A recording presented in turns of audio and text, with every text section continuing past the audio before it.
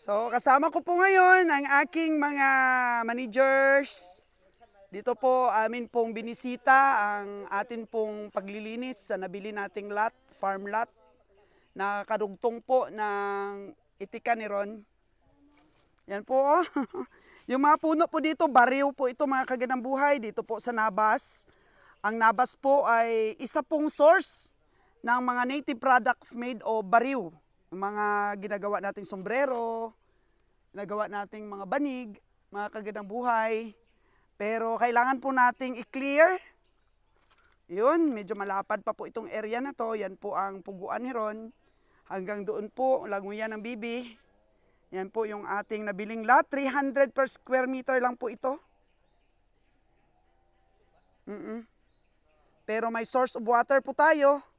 Nakakalangoy po yung mga bibi natin. Galing po sa bukal, na meron pong bukal doon sa kinatatayuan nila, hindi po nauubusan ng tubig. Tapos, meron pa dyan, marami pong bukal dyan, na dyan lang po nanggagaling ang tubig natin. So, perfect na perfect po para sa ating ginagawang itikan.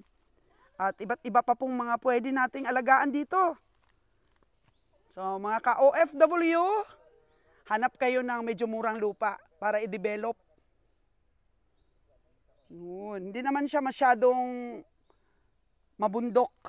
Ayahay lang po.